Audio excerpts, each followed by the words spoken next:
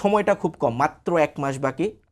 Indian মিডিয়াগুলো যদিও এটাকে বলছে যে এটা একটা নাইটমেয়ার হয়ে যাবে আমি এই প্রশ্নটা প্রোডাকশন হাউসগুলোর আসলাম জন্য। আপনার কাছে, যে তারা বিভিন্ন সম্প্রচারের কথা বলছে, দর্শকের কথা বলছে, টিকেটিং এর কথা বলছে, নানা রকম কথা তারা বলছে। বাংলাদেশের অনেকেই যেটাকে অজুহাত হিসেবে বলতে চায়।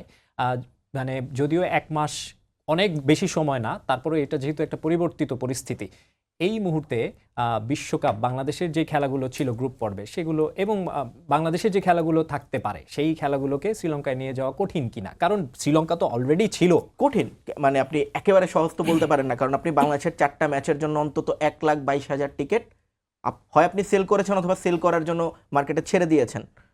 তার মানে এই টিকিটগুলো তো কেউ না কেউ কিনবে, অর্থাৎ এই 1 লাখ মানুষকে বা এই 1.5 লাখ মানুষকে আপনাকে অ্যাকোমোডেট করতে হবে। তারা যে প্ল্যান করেছিল সেই প্ল্যানগুলোকে চেঞ্জ করাতে হবে। আপনি যদি এখন ভেন্যু চেঞ্জ করে অন্য একটা দেশে নিয়ে যান, তাদেরকে সেই প্লেনের টিকিট, হোটেল ভাড়া, ওখানকার যে সিস্টেম সেগুলো সব চেঞ্জ করতে হবে। টিমগুলোকে যখন আপনি সরাবেন তাদের হোটেল অ্যাকোমোডেশনের ব্যাপার আসবে। কঠিন অবশ্যই, কিন্তু সেই কঠিনটার দিন শেষে যখন প্রশ্নটা নিরাপত্তার, ক্রিকেটারদের সিকিউরিটি ইস্যু, মানে এখানে তো শুধু ক্রিকেটার না, বারবার কালকে থেকে যেটা বলা হচ্ছে, ক্রিকেটার এখানে 15 জন, 10 জন স্টাফ, 25 জন, শুধু কি তাদের বিষয়? তা তো না।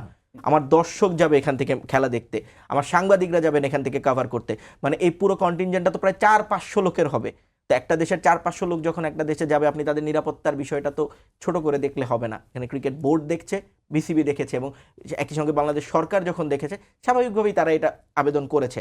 আইসিসির অবশ্যই এটা করবার সুযোগ এখনো আছে, সময়টা কম একেবারে। আগামীকালকে যদি ডিসিশনটা আসে তাও মাত্র 1 মাস বাকি থাকবে, আপনাকে একেবারে নতুন করে সূচিটা বানাতে হবে।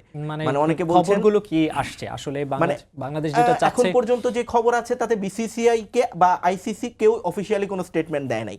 আইসিসি বিসিবি কেও কিছু অফিসিয়ালি জানায় নাই, বিসিসিআই কেও কিছু জানায় নাই। কিন্তু ইন্ডিয়ান মিডিয়া এখন পর্যন্ত, আমি একদম স্পেসিফিক করে যদি বলি, ইন্ডিয়ান এক্সপ্রেস এখন পর্যন্ত একটা নিউজ করেছে, আর বাকিরা আসলে তাই সেই নিউজটার বরাত দিয়েই আসলে সবাই এখন পর্যন্ত মার্কেটে যে আলোচনাটা আছে। জয়শা ইতোমধ্যে আইসিসির যারা কর্মকর্তা আছেন, যারা এই যে ব্যাপারটাগুলো দেখেন, তাদেরকে বলে দিয়েছেন সূচি নতুন করে করবার জন্য। কারণ তারা জানেন 4টা ম্যাচকে জাস্ট সরিয়ে ফেললে হবে না, পুরো সূচিটাই চেঞ্জ করতে হবে। কারণ আপনাকে জাস্ট একটা ছোট্ট কথা বলে নেই, আপনি ইতালির সঙ্গে ধরেন ম্যাচ খেলবেন কলম্বোতে, তার 2 দিন পরে তার মুম্বাইতে ম্যাচ, তো এই ট্রাভেলের জায়গাটা আপনাকে সময় দিতে হবে, তাই সেটা সম্ভব না। আবার আপনি ইংল্যান্ডের সঙ্গে ম্যাচ খেলবেন ধরেন কথার কথা প্রেমাদাসাতে, তার 2 দিন পরে আপনি দিল্লিতে বা মুম্বাইতে ইংল্যান্ডকে খেলাতে পারবেন না। তাই আলটিমেটলি আপনার পুরো সূচিটা বদলাতে হবে। এবং আইসিসি, আমার ধারণা আইসিসির যে আইন আছে, আইসিসির সিকিউরিটি অ্যাক্ট এখন অনেক বেশি কঠিন। তাই জয়শা ভারতীয় না কোন দেশে সেটা আসলে ম্যাটার করবে না দিন শেষে, যখন আইসিসি তার আইনটা ফলো করবে।